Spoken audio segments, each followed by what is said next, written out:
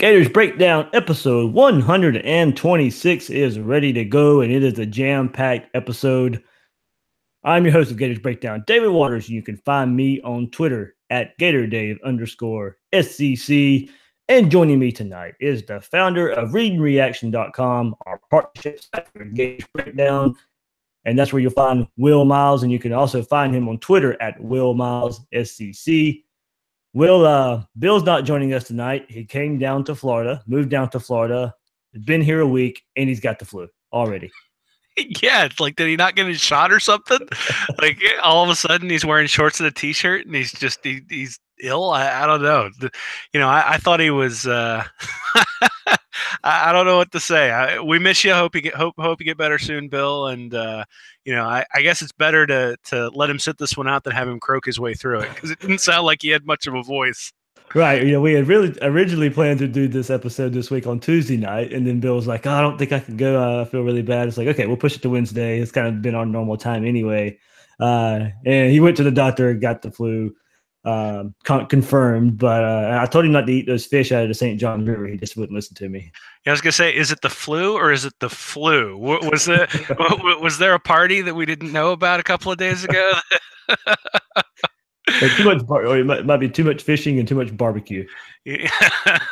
Well, that's definitely true. It sounds like he's been having a good time with both of those. So, yeah. So hope he gets better soon, and we'll bust his chops again when he gets back on. Yeah, we know we got plenty of things to talk about, but we had something planned for this episode, kind of to do with Bill's quarterback research that he's been doing, but it's just been a newsy couple of days for the Gators. Oh man, has it been? So there's a lot of stuff out there, a lot of stuff going on. Excited to talk about it. And, up where I am, everybody's talking Eagles. And, really sort of spent Sunday night after the NFC Championship game watching Trey Wallace tweet out about the police scanners up here. So it's weird up here too. So never a dull moment in Philly, never a dull moment down there in Gainesville either. That's right. It was almost, I don't want to go too far away from what we do here on Gators Breakdown, but it almost got weird here in Jacksonville too, Will, with the Jaguars and the so close upset of the Patriots. Well, I as a neutral observer in that game, since I'm a Buffalo Bills fan, unfortunately, I would say that I do not believe it was pass interference. Let's just put it that way. And but it doesn't matter. At the end of the day, I think the Oakland Raiders didn't think that it was an incomplete pass on the tuck rule, and the Patriots just find a way, man. It's amazing. Yeah, they do. That's right. But as we said, this is Gators Breakdown, so we won't dive too much into the NFL talk. You can find our thoughts, a lot of that thoughts on social media, Twitter, all that good stuff. So, but remember, you can find all your Gators Breakdown episodes on SoundCloud, iTunes, Google Play, and YouTube. Search on those sites or get the link by following Gators Breakdown on Twitter and on Facebook at Gators Breakdown. Hey, look, when you're on iTunes, Google Play, YouTube, you can leave comments there. But look, when you're on iTunes, Google Play, rate and review the show. It helps us out. Let's Gator Nation know what they're getting from Gators Breakdown. And Will, here we go. We'll get straight to it. Mentioned it's a newsy last couple of days for the Gators, so it kind of worked out that we had to push the episode to Wednesday, because on Wednesday we got the news that JaJuan Seider, current or now former tight end coach for the Gators, going to take a running back coach position at Penn State. Not a huge surprise. Rumblings that he was unhappy about being tight end coach started not long after he was named to that position. Then Andrew Spivey shared last week on Twitter that Seider interviewed with the Cleveland Browns. So I started asking around and was told that wasn't the only place he had interviewed, and that Penn State would be a likely destination. I was told that signing day was the target date, and that Seider would probably be going sooner rather than later. But of course, Florida would have liked to keep him until signing day. As we all saw on Wednesday, that didn't happen. Seider's on his way to Penn State, and Florida must fill his spot for a 10th assistant coach now. Many saw this coming when Seider wasn't named the running backs coach and Greg Knox was, and the worry most people have is replacing Seider's presence on the recruiting trail. It probably won't hurt Too much for the rest of this class. Don't get me wrong. He had an impact on this class, and especially the running back commits, Damian Pierce and Clement, early enrollees, signees now, they're already on campus, but his presence will be missed for the future classes. This doesn't really make me question Dan Mullen, though. I said from the start when Knox came in and Seider and he was named tight ends coach. I said from the start that I just believe Dan Mullen. I think he believes he felt more comfortable with Knox at running back coach, because it's his guy. He trusts his guy. It's a guy that understands what to expect from Mullen, knows Mullen's offense, understands the language of the offense. I think, and Bill put it out on Twitter today, and I think he put it best. Mullen wants his own guys, much like Urban Meyer trusted his own guys when he brought them from Utah. And a few of those guys were here, Mullen, Gonzalez, Hevesy, those guys are here now. But I get it. We started hearing rumblings last week, and I let you guys know a couple of days ago that it was really picking up steam. And lo and behold, on Wednesday, it happened. As I said, Florida would have liked to wait till National Signing Day. But Will, it is kind of surprising in a way, but not really when you dive deep into it. Yeah, I thought Bill made a good point maybe 3 or 4 weeks ago when he expressed some concern that they brought in Knox and they hadn't officially named Seider as a head coach. And they sent out releases for every coach that they had officially as the coach. And then it just sort of appeared that Seider was the tight ends coach. There wasn't any really official fanfare around it or anything like that, like there had been. So that might have been the first sign that this wasn't necessarily something that everybody was comfortable with. And the other thing was, I guess last week or 2 weeks ago, I talked about sort of the idea that Seider's goal is to be an offensive coordinator, and that I thought maybe going to tight ends would give him a little bit more experience so that he'd have a little bit of differentiation when he decided to go to offensive coordinator. But I went and I looked back at guys who've become offensive coordinators, and that's really not the path they take. So most guys either start out as a quarterbacks coach, a wide receiver coach, or a running back coach, and then if they're not the quarterback coach initially, they transition to a quarterback coach, and then they become the offensive coordinator. That tends to be the path that the offensive coordinators go on. I mean, Matt Canada started out as a running back coach, then went to quarterback, then to offensive coordinator. Dan Mullen started out as a wide receiver coach, then went to quarterbacks coach, and then offensive coordinator. McElwain, wide receiver, quarterback, offensive coordinator. So if you say Seider's goal is to be an offensive coordinator, it would make sense that he wouldn't necessarily want to go to tight ends. And that's just not something that I had necessarily looked at beforehand. But when you look at what happens to people who are offensive coordinators, their track record tends to be that they end up at quarterback coach at some point, and that starts with being one of those skill position coaches as well. Yeah, when you saw Mullen first hired and you saw him on the recruiting trail, Seider was the first guy you saw him go to Georgia with and go see Damian Pierce and Justin Fields when they were still recruiting him. So yes, he was an integral part in this last class. I think last year's class, well, he came in after signing day last year. So, he really only got to work one class, but, Mullen saw the importance of him right away in helping get some guys that are already on campus here. And that's one reason some Gator fans are worried about, this move here. It hurts on the field a little bit. Some people like the progression, and I'm one of those too who saw the progression of the running game this past season. It was one of the things Florida can hang their hats on, especially with some young guys as well. I think LaMichael Pirine took a step. Malik Davis is a true freshman. These are guys that were coming in for, and we'll get into this later. Jordan Scarlett not being suspended before the game started or right before the season started. But fans like the progression that they saw from their running back position and also what Seider did on the recruiting trail. So, I don't blame fans for feeling like, this is not a step in the right direction for Dan Mullen, but I do caution, the worry here. You don't worry too much right now. I think Dan Mullen, as we mentioned, he wants his guys. He has a guy that he trusts who's worked with him at Mississippi State for a few seasons now, and Knox at running backs coach. Knox, was well thought of enough to be the interim coach after Dan Mullen left for the Mississippi State program. So, during the bowl game when they were playing here in Jacksonville for the Tag Slayer Bowl. So, I think Knox's reputation, if Seider wasn't here to begin with, I think Knox would be looked at in a better light than what he is right now. Yeah, I mean, I think there's a couple things. I don't think it's really, I don't think the right comparison to make is Knox versus Seider. I think the Right. comparison to make is Johnson versus Seider, because that quarterback coach job is really the job I think that Seider probably wanted. Because if he gets promoted to quarterback coach, he's one step away from being an offensive coordinator. And then you bring in Brian Johnson. He's already been an offensive coordinator at Houston. You bring him in. He's 30 years old. Seider's 9 years older than he is. Like, where's the career progression with Johnson in the way? It just doesn't exist at Florida. And so I understand why he would want to look someplace else, especially after I've looked and seen that quarterback coach is where you go before you become the offensive coordinator. That's just sort of the history. But I think Florida fans are right to be critical of, particularly after some of the recruiting that they've had to experience over the last 3 years, that they're right to be concerned about someone who is an elite recruiter leaving. And if you look at even the guys this year who are still on the board, Jacob Copeland, his primary recruiter is JaJuan Seider.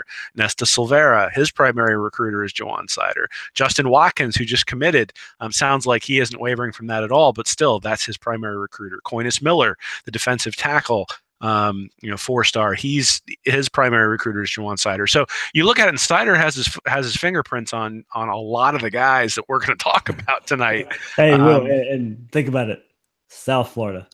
Oh yeah, sure. But I mean, again, a lot of it depends on who you bring in. It's not as if Sinceri doesn't have experience down there. It's not as if Hevesy and Gonzalez don't have experience down there. And, I talk a lot about process. And so the question is going to be, what's the process in terms of building your staff? What's the process in terms of recruiting? And Mullen and Gonzalez and Hevesy have proven that they're pretty aggressive and that they go out there and close the deal.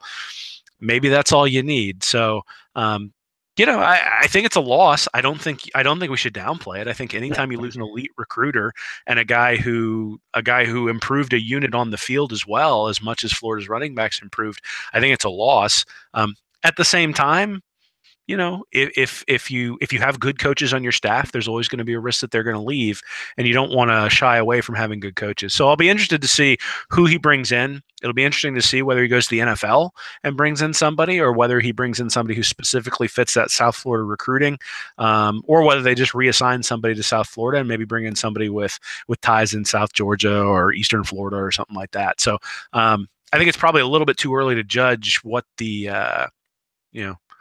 outcome is, but certainly losing Seider is a big deal. Right. You talk about who's next. Two names that are going to be already ballyhooed about and talked about.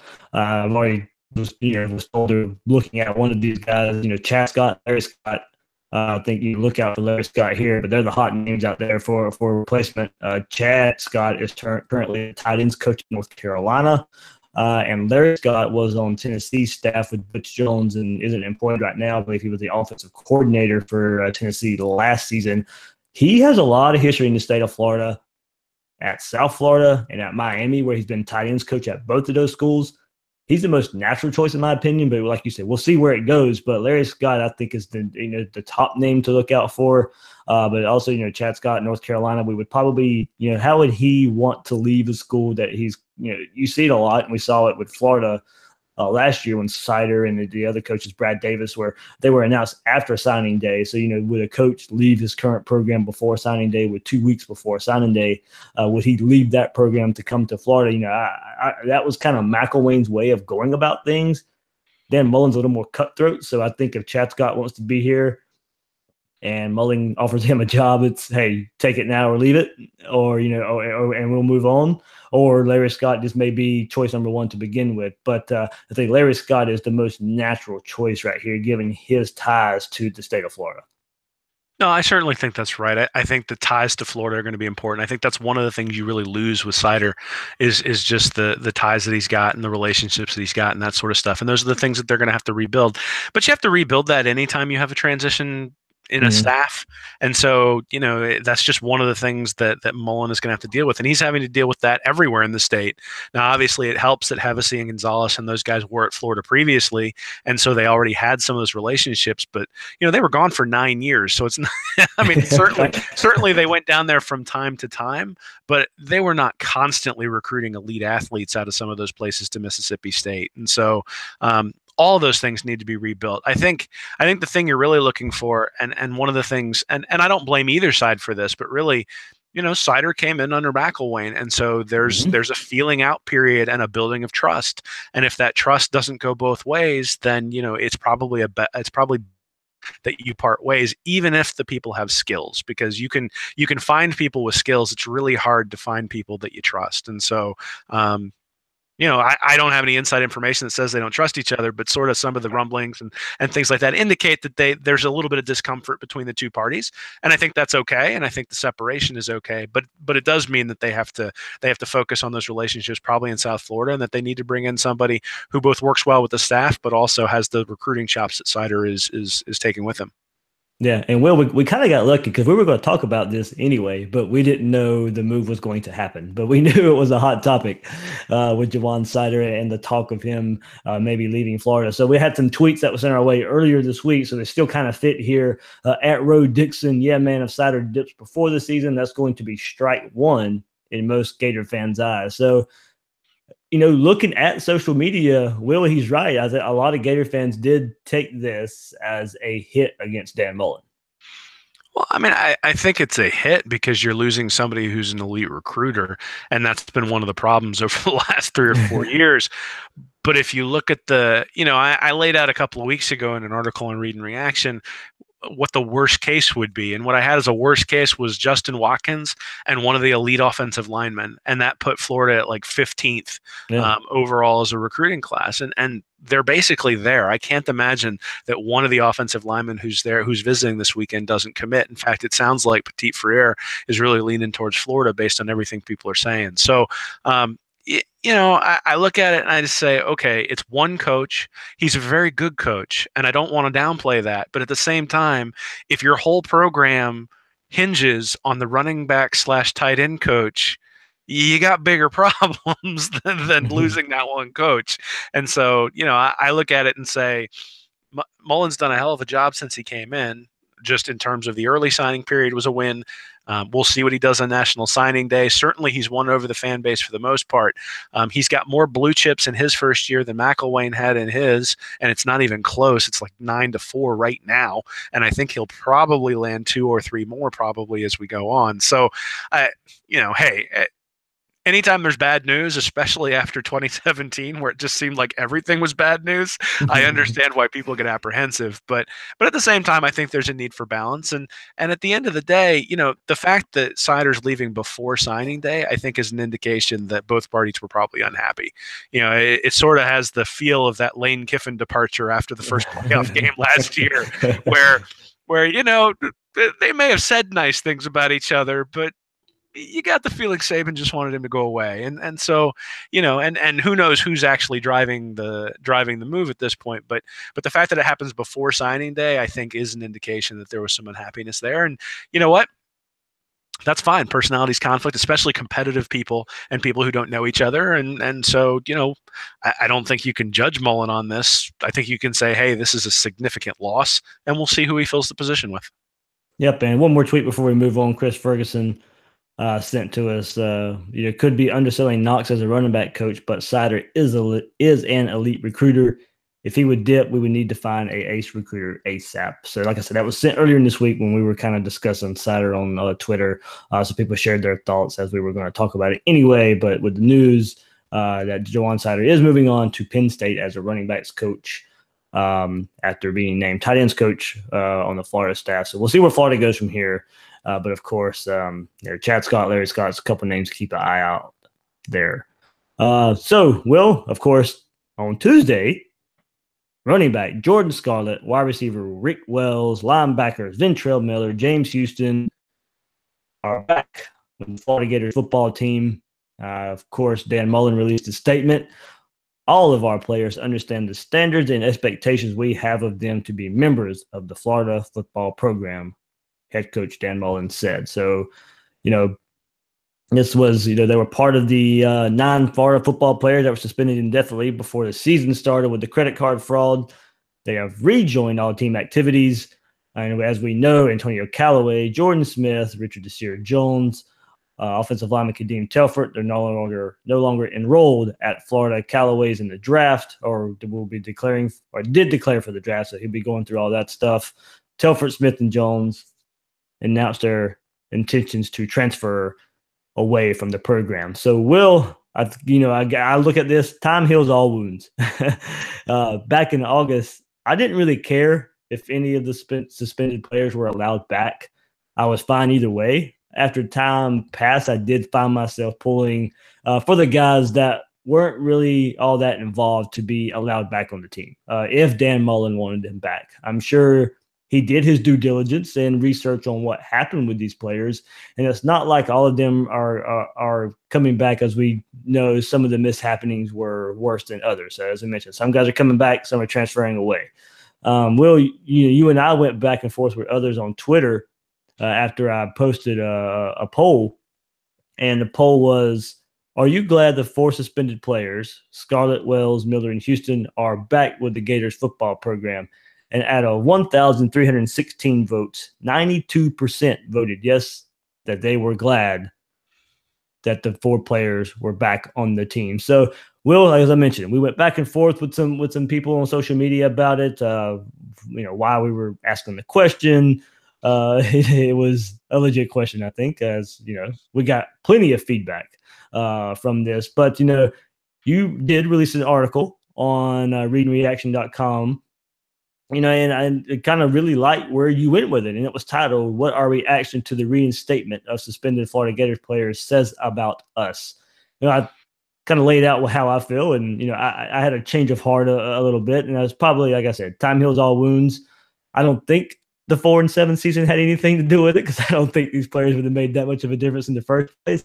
But, I think it is, their actions weren't as bad as some of the others. And as you said, better than anybody, everybody deserves a second chance. Yeah, I mean, as we were talking on, I wasn't even going to write anything about this because, to be honest, I'm just a little bit tired of the whole suspension angle. And, but I mean, I think it's a legitimate question to ask is, should these guys be reinstated, and are you happy about it? And the interesting thing is I felt like there were just 2 camps. There were the people who were like, awesome, we have better linebacker depth. And then there were the people who were like, absolutely not. We need people who represent the university in a way that we shouldn't give second chances. Throw those bums out. And I just sort of looked at it and I said, I don't really care whether they help the program win. I care about the players and that they're treated fairly by whatever system that they were put in. And at the end of the day, these guys were charged with felonies. They are not felons. I think that's important to say. And people who are out there calling them felons, that's factually incorrect. They were charged with a felony, but they pleaded and had a pretrial diversion so that felony will be expunged from their record. Now, that doesn't come with no consequences. They have to pay back what they stole. And they also are on probation essentially for 12 months. And there are sometimes other stipulations. They then had to go through the university process of getting reinstated, which involves the Student Code of Conduct Committee. So the university had to allow them to come back. Now, you could say, okay, the university has a vested interest in having the players on the field, and that is true. But to change the process on the players after they've done something wrong, to me, is patently unfair. So if you don't like the process, change the process, but change it after the fact. Don't try to punish these guys a second time for the things that they've already done, just because you're mad that they, were the first domino to fall in a horrible 2017 season, or you want the university to be represented by people who never do anything wrong. But I look back on my life and my time in college, and I'm really glad there weren't iPhones, because I can think of multiple incidents where maybe some alcohol was involved and maybe I did some things that might have gotten me in trouble had I been on the football team. And, so like the BB gun incident with Rick Wells, I can easily see myself doing something like that, or something like throwing balloons off of Beatty Towers. So water balloons off of Beatty Towers to people. So, look, 18, 19-year-olds screw up. I think this is beyond just a screw up. I mean, I know when you steal from someone, it's wrong. It's wrong. At the same time, we have a system that deals with this sort of stuff. And the pretrial diversion is specifically for this situation, so that you don't ruin people's lives who make a horrible decision and don't do it again. And if they do it again, they're going to have or if they do something illegal again, they're going to have real problems. So, I just look at it and say they've already been punished. They've had to sit out for a year. And in a profession where the average professional career is like 3 years long, missing a year is a big deal. If Scarlett had played last year, he's getting drafted. And if he's getting drafted, he's making a couple $1 million this year. But instead, he's playing in college, and, he had to sit out a year. And that's a year that when he's 32, 33, 34 in the NFL, he's not going to get paid for, because he lost that year while he was in college. I think it's a significant penalty. I think they paid their penalty. And, hey, if the university wants to let him back on, the legal system has him out of jail, and, they've done what they're supposed to do.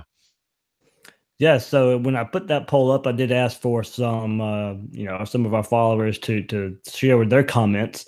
And they go on and off the field here. So Kyle Walker at D Walker, coaches are given second chances all the time. Sarkisian, Loxley at Bama. Now Hugh Freeze is interviewing places not even a year removed from his scandal. So we need that linebacker depth badly. I do believe this should be Wells' last chance, without a doubt. Repeat offender. Billy Tash at Billy Tash 1. I believe in forgiveness and trust the coaches and administration. It's easy to be mad and see what was reported, but they know the facts and are being paid the big bucks to make these decisions. And Kyle Schemberg, I'm just glad it's resolved. First reaction was no, because it was an opportunity to show that no off-field issues will be tolerated, but I also think they deserve a second chance if they can stay out of trouble.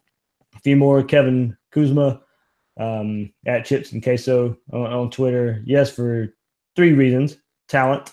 The linebackers have promise, especially Ventrell. Scarlett is huge for a young QB. We're finally done with this. Number 2 was we're finally done with the saga. And number 3, very clear, Mullen is serious about winning. Dustin Woolbright, I'm indifferent. The linebackers help with depth, and the ringleaders of the credit card fraud are gone, so I see no harm if Mullen decides to let them back in. He deserves the benefit of the doubt here. JHD, Jefferson Devo, mistake on every level. This was not weed or alcohol, and much, much worse. Not only an embarrassment to the university, it will continue to be discussed every time these idiots are on the field by announcers. A couple more here.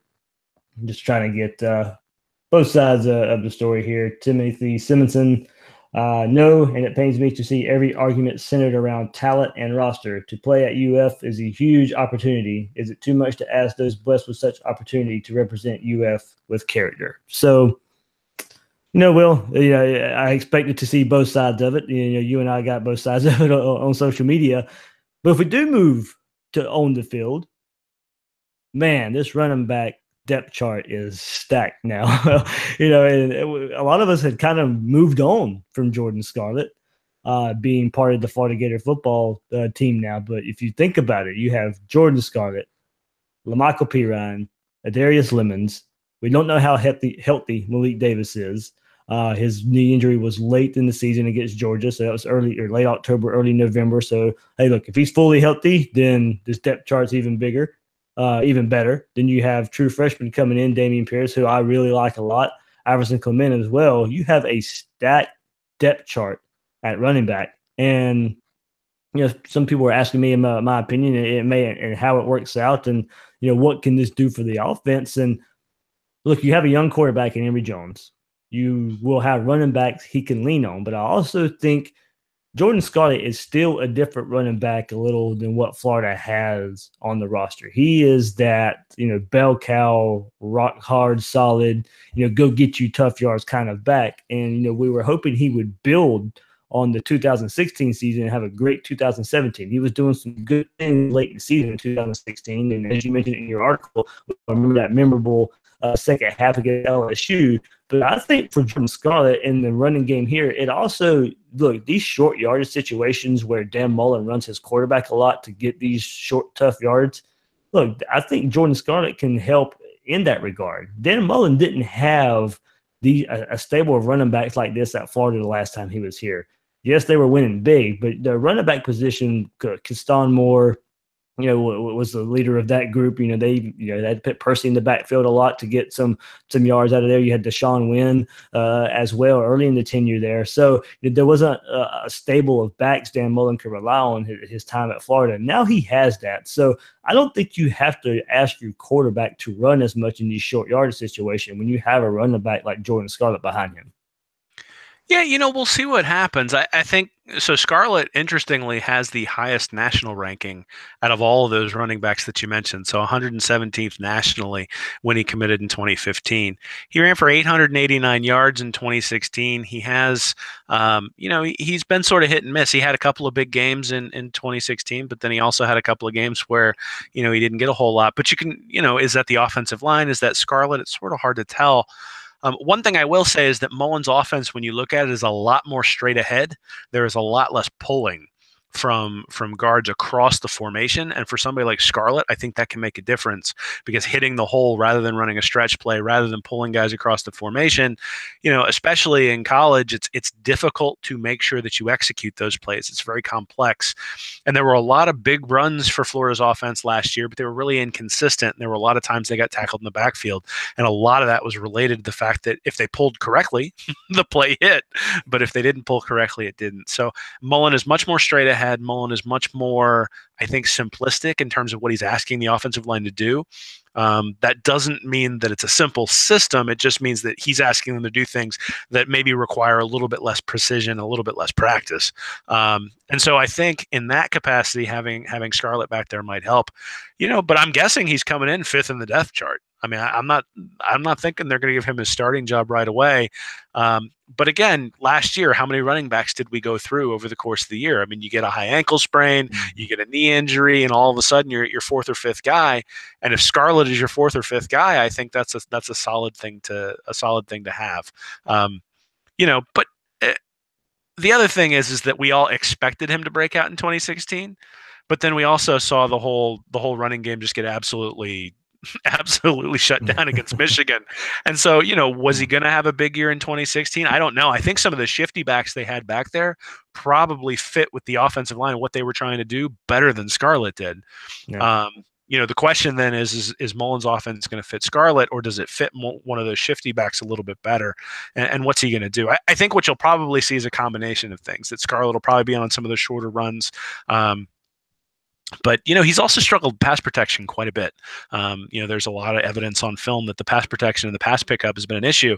And if you're going to bring in somebody on 3rd and 1, one of the problems against Tennessee 2 years ago was they knew that if Scarlett was on the field, they could just fire in at the running back because they were not throwing the ball. And, you can't have that on 3rd and 1. There has to be the threat of throwing the ball on 3rd and 1. So you got to be able to trust your running back to do that.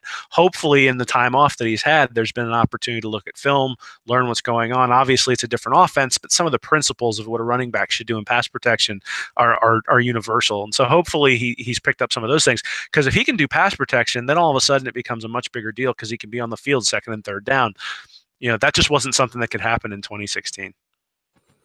Right. Moving on to the other guys, we've mentioned, and you mentioned in your article, you don't really know what to expect from those guys.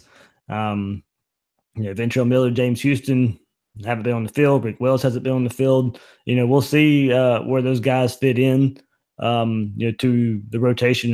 Definitely at linebacker for Miller and Houston. We don't know their talent. Not the both were 3 stars coming in as recruits. So we'll see how they fit in to the rotation. But I think they'll be in the rotation just because of the numbers at linebackers, moving to a 3-4, have more opportunity to play guys like that. But we'll see. I mean, we were talking about how safeties now be moving into the box, and how defensive ends may be moving out to some of the outside linebacker positions. So we'll see how they fit into this new look Todd Grantham scheme. But for overall just pure linebacker numbers, it's a good sign purely for depth there. Sure. I mean, and I think it allows you to do some things maybe on special teams, and not necessarily with these guys, right? But you can put your starters on special teams, because if your starter gets hurt, then you can bring in these guys as solid backups if you think that they can do the job. So they're scholarship players, and those scholarships weren't opening up. And so, you're only allowed to sign 25 guys, and these guys, if you can't get to 85 scholarships, then you're just sitting there with 82 scholarship players or whatever it is. So, I think at the end of the day, having a 3-star linebacker with 3 years of eligibility is a useful thing, and they're going to find a way to do that. And like I said, I think they deserve to be there. So hopefully, I know there was an injury, I think, to Miller in high school that may have suppressed his star rating a little bit. So we'll see what they can do. Certainly, with some of the issues that the linebackers had covering running backs out of the backfield, it'll be interesting to see how these guys do in coverage. Absolutely, absolutely. Well, before we, that was your article on readingreaction.com, talking about these players being brought back and how we, how we could look at it and how people are looking at it, and what it says about some who are looking at it, whatever way, good or bad. But what else you got coming up on the site? Oh man, so I'm going to be looking at there've been a couple of studies that have come out recently with concussions and CTE. I'm actually reading the articles, so I'm going to sort of let people know what's going on with that. Just sort of getting a little bit off the beaten path a little bit, but that's what I can do during the off season because there's not a game to talk about specifically. And I'm sure that I'll break down the running backs a little bit, especially now that Scarlett's here. Maybe look at some film and take a look at what the running backs are going to do. And particularly, Bill asked a really good question maybe a month or two ago about he's interested to know what Mullen's going to do with some really serious athletes in the backfield, not just one guy, but you put 2 or 3 guys, you can rotate them in. So what does his offense look like in that capacity? And I'll probably take a look at what that looks like. Good deal. Good deal. So now, Will, let's move on to some hopefully future Gators recruiting. Of course, this time of year, official visits are happening. And look, in Florida got a commitment over the weekend. So this was kind of going to be the theme of our episode when we were going to do it on a Tuesday night. But as I said, Bill actually helped us out a little bit by getting sick, and we could push it. And we had the JaJuan Seider stuff and the Jordan Scarlett returning. So recruiting kind of, in a way, while it's at the forefront most of the time around this time of year, kind of got pegged down a little bit. But Florida, Justin Watkins committing to the Gators over the weekend. Claremont, from Claremont, Florida, 4-star wide receiver, 5'11", 172 pounds. According to 24/7 Sports, he is the 116th ranked player, 17th ranked wide receiver, and 17th player in the state of Florida. Under Armour All-American, had a great week of practice for the Under Armour game. It looked like he was headed to Alabama or LSU going into that week, but Dan Mullen and company swooped in and got him, and he is the 3rd highest recruit for the class of 2018 behind commit Richard Garage and signee quarterback Emory Jones. His commitment gives Florida 15 commit/signees for the 2018 class, and that still includes Randy Russell, who will no longer be able to play football. Florida moved up to 16th in the 24/7 Sports composite ranking. That's good for 5th in the SEC, 1 spot ahead of Tennessee in both national and SEC class rankings. The 4-star commitment does jump Florida up to 10th in average recruit rating, according to 24/7 Sports. Well, we've harped on it for a while. This is another blue chip prospect for Dan Mullen, a 4-star wide receiver, a near top 100 player. This gives Mullen another 4 stars to make that 9 in this class right now. So no 5-star in the class. And it looks like Petit Freer at the offensive lineman is the best shot at that. But this is a commit that signals the right type and trend in the right direction for this coaching staff. Oh, sure. I mean, so it's Mullen's 9th blue chip recruit. If you figure Garage is going to maintain his commitment, yep. Which again is getting close to the Meyer, Muschamp, and Zook days and their transition classes. He's 5'11", 172 pounds, so he's not a big guy outside at receiver by any means. But again, 113th ranked. He's 21st positionally. There's a lot of wide receivers this year. But what you see when you look at his tape is he got the ball in the backfield a lot. There was a lot of handoffs to him. So he's familiar. And people, I think there have been some articles talking about him in a Percy Harvin type of role. That's what they mean, is that he got a lot of balls in the backfield. Mm-hmm. I don't think he's as talented as Harvin, but I think he's a talented player. I think where you're going to see it right away is I would imagine they're going to put him back on kickoff returns and maybe punt returns as well. He looks like he's got some skills in that area.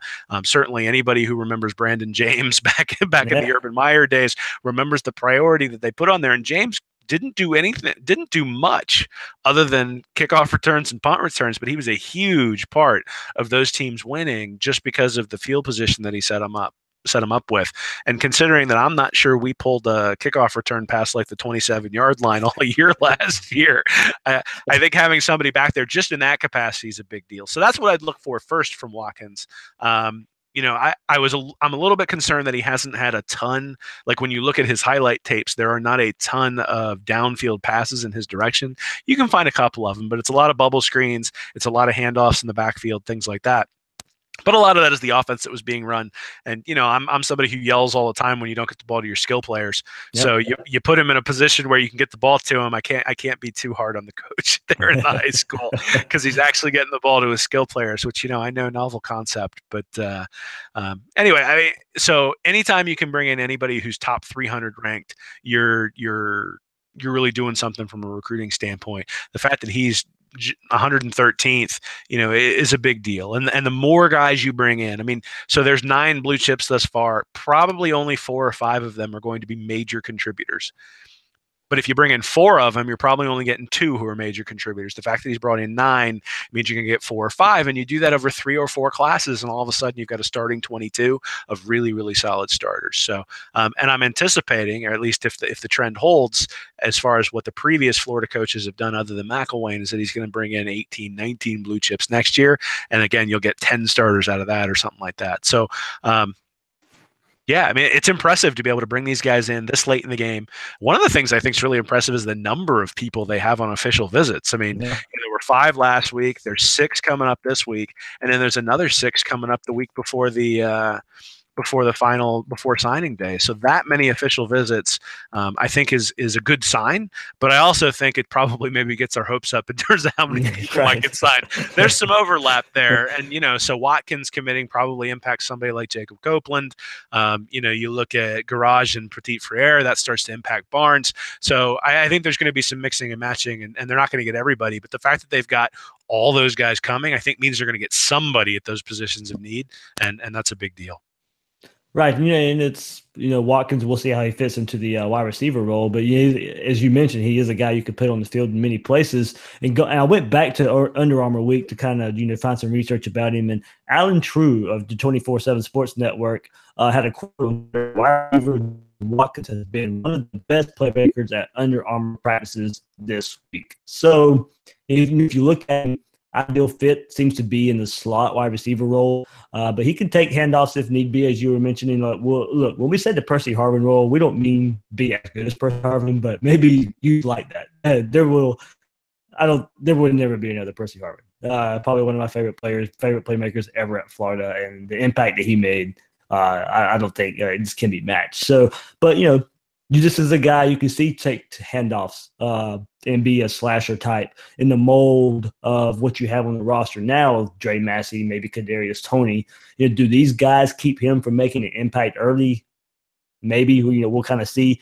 But I like the pickup. Going back and watching some of the Under Armour practice highlights that you can find out there. He runs good routes, shows good hand placement, catching the ball. That's one thing that stood out to me. And what I liked most was the route running, whether it be getting off the line or getting in and out of breaks. I like what I saw there. So I think it's a nice pickup. As we mentioned, one of the highest ranked players in this Florida class right now. So Dan Mullen's getting some of the playmakers in there. And another guy, Will, that Florida is trending for right now. We mentioned it in last week's podcast, but seems to be trending for even more now is cornerback Noah Boykin.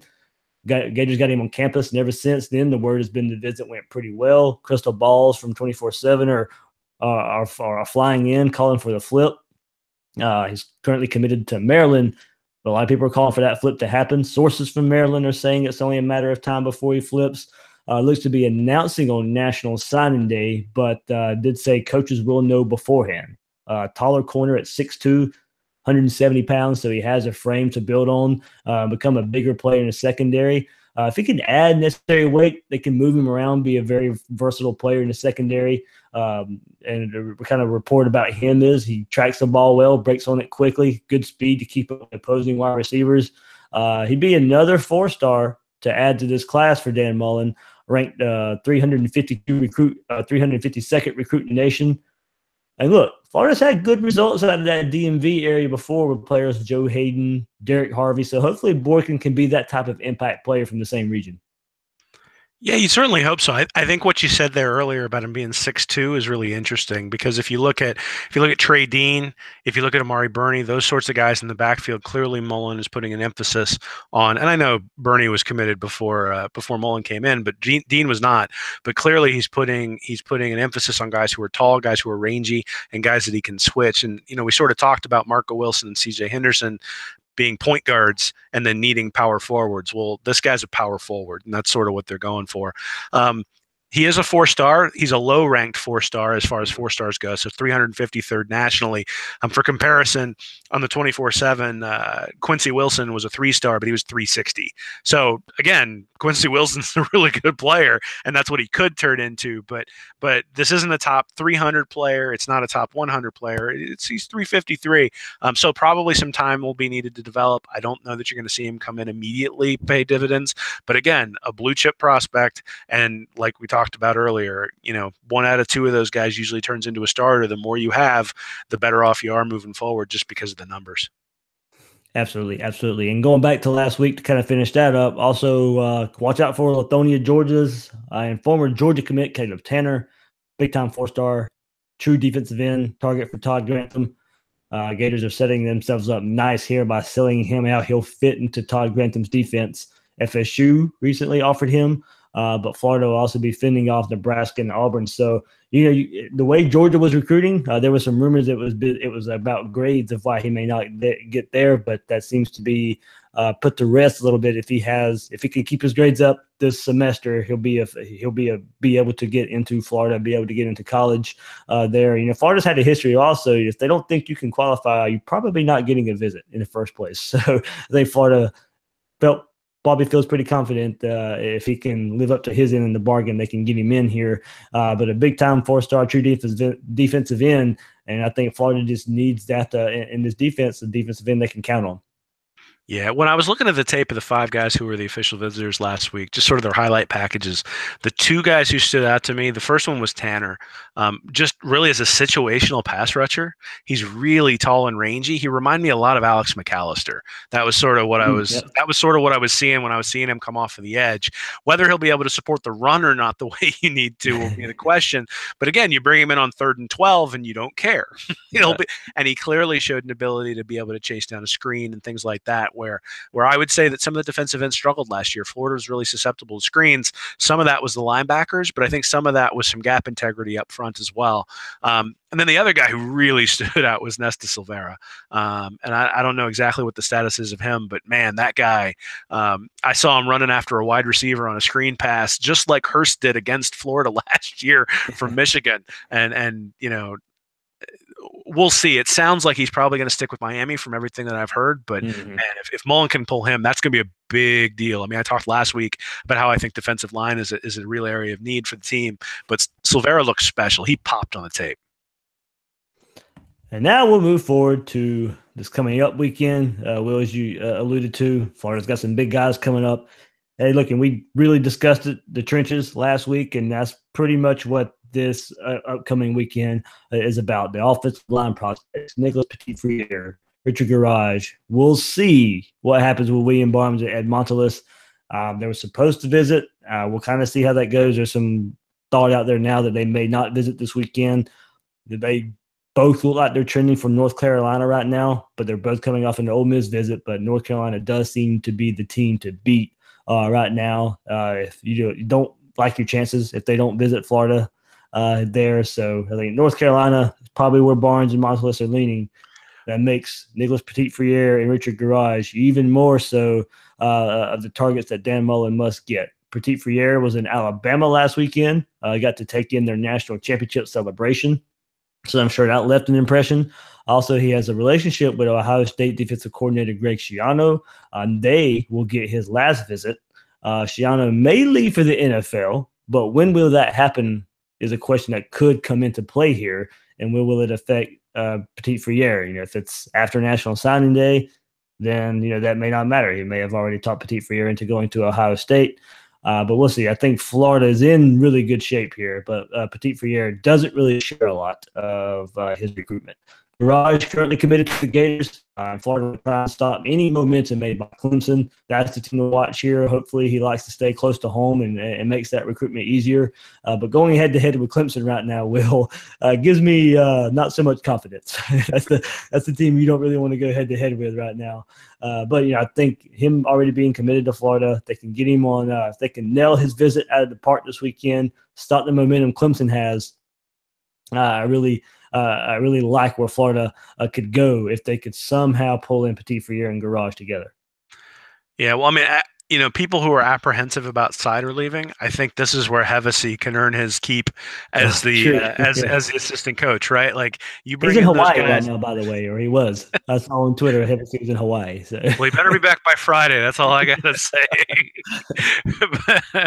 but Garage is a really good player. I mean, he's 4-star, but he's 87th ranked nationally, so that's a real high-level blue chip player. And then obviously Petit Frere, I mean, he's a 5-star, 8th ranked overall in the country. So and Barnes is a 4-star, 52nd ranked. So I don't think you're going to pull in all three. It sounds like Barnes and Montelis are sort of a package deal. Mm-hmm. And so I'm wondering whether Florida knows something about Garage and Petit Frere, and that maybe was why the official visit isn't happening. Again, I don't have any inside information, but Barnes has really sort of been interested in Florida all along, and the fact that he's just not even taking an official visit does make me wonder whether they essentially told him, we're not going to have the spot to take Montelis. I don't know. But that could be a conceivable scenario. But I think, Bill said this. I like where you're going. Well, I'm hoping that's the case at least. But, Bill said this last week. I think one of the good things is, so I think there's 9 slots left to sign players. And if you look at that, you don't have to fill all 9 slots. And you can see that this year with the transfers that they brought in with Grimes and Van Jefferson, that they're counting those guys to this year's class. Well, you can count them to last year's class as well, except they didn't have any open slots from last year's class. So you don't necessarily want to settle for a bunch of 3-star guys if you think you can bring in better guys as transfers, if you think you can bring in early enrollees that you can count towards this class coming up for the 2019 class. So I think really what it boils down to is they've got a lot of elite guys on the board. If they get those guys, they're going to take them. I don't necessarily know that they're going to take the guys who are lower down on the depth chart. And so I think you can deem this a success if one of these tackles comes. I think if either Petit Frere or Garage, I think both of those guys are high-level tackles. And if either one of them comes to Florida, I think you can say it's a win, particularly in a transition year. You bring them both, it's really a home run. I mean, if you set up your right tackle and left tackle for the next 4 years, the only thing I'll say is that they're both relatively small. Yeah. The Petit Frere 6'6", 272. So obviously not small from a size standpoint, but and Garage is 6'5", 271. So those guys are gonna have to put on some weight before they're really ready, I think, to be high level tackles in the SEC. Absolutely. Though, like I said, I watched the Under Armour game with Petit Frere. Nobody was getting around him, and these were high level high school prospects. And so I imagine he'll play himself pretty well when he's playing in the SEC next year. But they're gonna have to get a little bit bigger. That is one thing that Barnes has going for him. He's 6'4", 325, so he's large enough to to hold his own right now. But hopefully that's what's going on. I think if they bring home one of these guys, though, that can be seen as a win. And if they bring home 2, that's a really big deal. Yeah, we could. And people, if they missed last week's episode when we really talked about the trenches, and I dove into the weights that Mullen had at Florida when they had success, and the lines that he had at Mississippi State. Yeah, these guys need to be need to be over that 300-pound range, for what we've seen Dan Mullen play with and like in the past. So yeah, they need to hit that 300-pound mark. But come in, get some strength training. What's that? Training. Yeah, I don't know. We've been kind of missing that, hadn't we? No, I think I think I'll repeat what I said about Seider. Like, if one recruit not coming to your program makes or breaks your program, you've got issues within your program, already, especially in a transition year. And so, recruiting is really important, but I don't think it's going to be. I don't think this recruiting class is going to be critical for 2018 success. This recruiting class is going to be critical for 2019, 2020, 2021. And so, there will be ways to make up a miss here or there, and we're just going to the idea that he's bringing in 16 blue chip guys. I mean, if he does, he's a miracle worker. And that also goes into your point, Will, about not reaching for prospects that may not fit because now you can go in future classes and and make up for that difference. You don't want to go reach for, especially in the first class transition, you go reach for 3 stars that just may not fit your system, and go that route. It can put you behind the 8 ball moving forward. Yeah, well, I mean, and remember, he's already got the 2 3-star Blythe and Noah Banks at tackle who are coming in as well. So it's not as if the offensive line isn't going to have some depth. The question is, can you bring elite talent in and then maybe move those 3-star tackles into guard? Right. And now you've got now you've got some pretty high level 3-star talent on the inside, really high level 4 and 5-star talent on the outside, and you're starting to look like a team that's going to be able to run the ball just based on physical talent. And then we've seen that Mullen, when he's got even when he doesn't have the horses, can have a successful offense. I think you give him elite talent, and we've seen what he can do. We saw it in 2006, 2007, and 2008. So absolutely. And also, before we get off of here about this coming up weekend, looks like the Gators will get Andrew Chatfield on campus this weekend, defensive lineman. Florida's in real good shape when he decommitted from Ohio State in the fall. That was before the coaching change and before the McElwain and Florida parted ways. New staff has stayed on him. Looks like they're going to get him to visit. He's also, but this weekend for Florida, he would be rounding out visiting the Big Three. State of Florida, visiting Miami and Florida State in these 2 weeks. So Chatfield would be another big-time defensive lineman pickup. They can get him on campus here. He was committed to Ohio State, and the people were really, really confident that Florida was going to land him before this coaching change. So we'll see where he fits in. I think it would send another message about getting another high-level 4-star blue chip on the roster, and I don't think we can stress that enough. Oh yeah, well, and we talked last week about having the that at least I think the defensive line and the linebackers and the front 7 really is where they need to focus more than anything, because if you look at successful defenses in college football, that's where they emphasize the defensive line. And in a 3-4 system, one of those guys is a linebacker who's down there up front. So I think it's a critical thing to have those guys in. I think it's a critical thing to fill a spot on the line. If it's Silvera, if it's Tanner, if it's Chatfield, like filling a spot on the line allows you to do things with CeCe Jefferson and Antonius Clayton that maybe you wouldn't be able to do if they have to fill the linebacker role and sort of they're going to be a hybrid in some capacity, but there are some interchangeable parts in there because you're switching from the 4-3 to the 3-4. And so if you can bring in some elite talent to be there, then you can shift those guys around even more. Yep. Will, I was asked this on the Bill King show, and I'll kind of share it to you. He asked me, I'm on his radio show every Tuesday morning out in Nashville, what we've seen so far. What's the biggest difference you've seen between Dan Mullen and Jim McElwain on the recruiting trail? And I didn't mean to surprise you with that question there, but no, it's fine. I'd say the biggest difference I've seen is the enthusiasm from even the commits that probably aren't going to come to Florida. Mm-hmm. That a lot of these guys aren't going to come, but it feels like they're impressed and that they're taking pictures and that they're doing all sorts of stuff. And quite honestly, it makes you feel like if the staff had enough time, they could get those guys.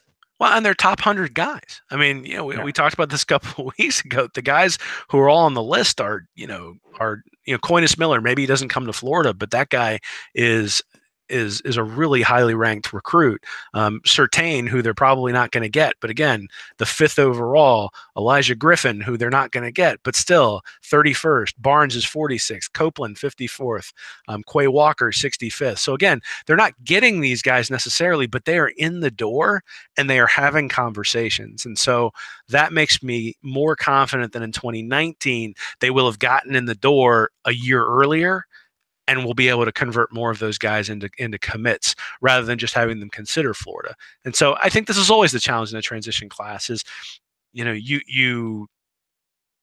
limited in terms of your ability to build a relationship. I don't blame the kids who are like, hey, I've been talking to Nick Saban for the last 3 years.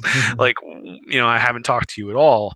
Obviously, some of the relationships that they had at Mississippi State, I think, have caused or have produced some of the results that they've seen. But the fact that they're getting in the door, to me, is probably the biggest difference that I've seen. It just didn't feel like McElwain was getting in the door with some of these big time recruits.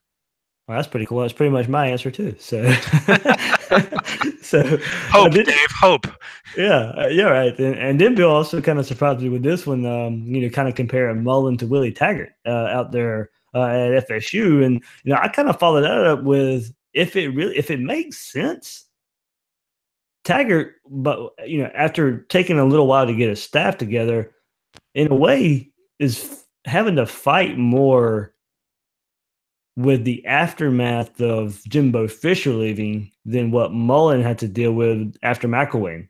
Because there were some rumors and a lot of talk out there from the FSU side that Jimbo Fisher wasn't really recruiting for the last month of the season and in the last month of his tenure at FSU. So with Taggart taking a while to get his staff together and combo that with Fisher not really taking recruiting seriously the last month of his tenure, it seems like Mullen has less, resistance on the recruiting trail than what FSU and Tigers facing.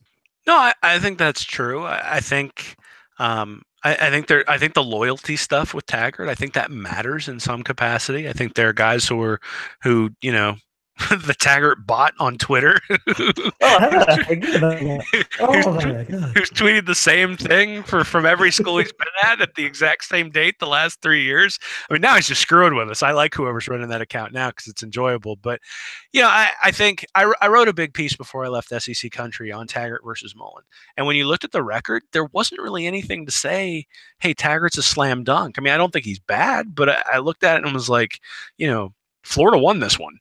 And I think you're seeing that on the trail, and I think you're seeing that that Mullen has a plan. Mullen has 9 years of head coaching experience in an area where it's hard to win.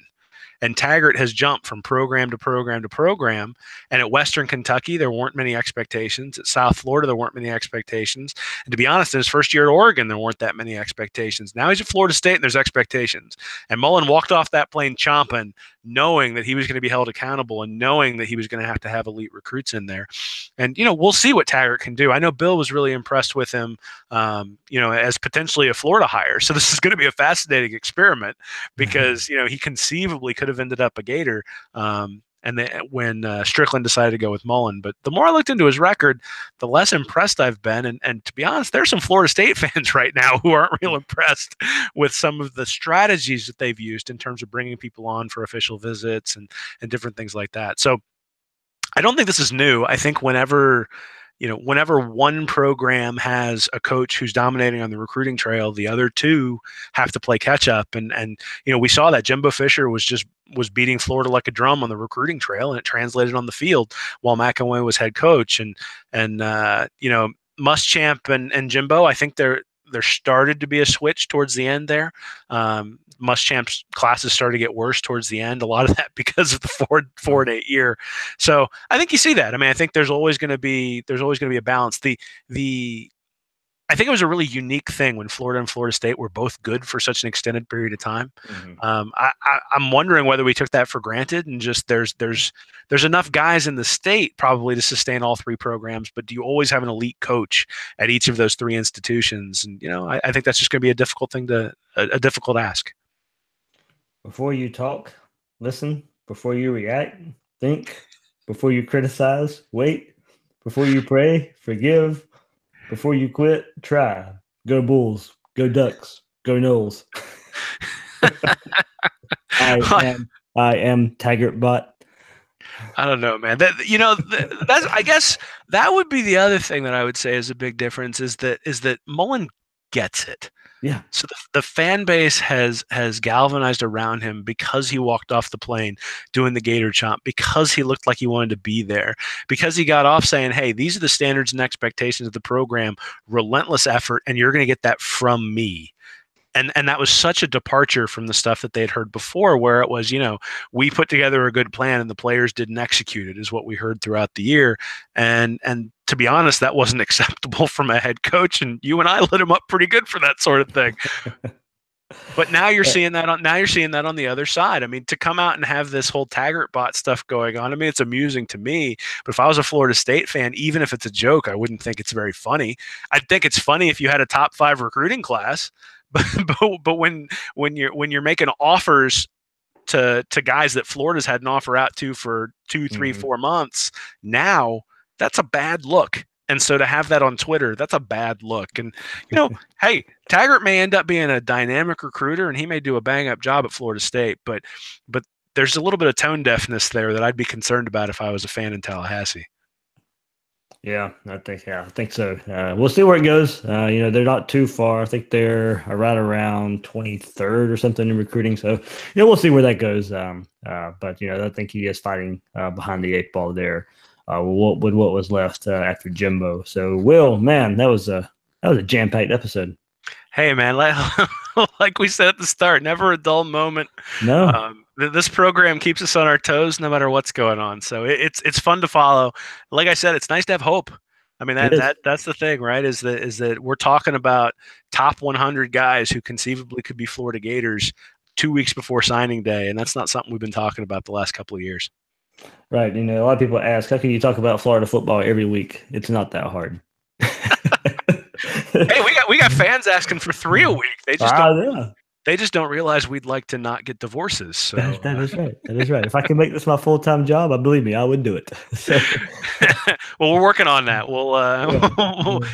The fans can help us. Just spread the word so Dave can do this full time. Yeah, spread the word. Spread the word. Big things are coming. But it is what it is right now. So remember, you can get all your Gators Breakdown episodes, SoundCloud, iTunes, Google Play, and YouTube. Just search at Gators Breakdown on Twitter and Facebook. You get all the links there. And you can find Will on Twitter at WillMilesSEC and his site, readandreaction.com. You can find his thoughts there. Our other co-host, Bill Sykes, you can find him on Twitter at RealBSykes. I'm your host of Gators Breakdown, David Waters. You can find me on Twitter at GatorDave_SEC. Will, it was fun.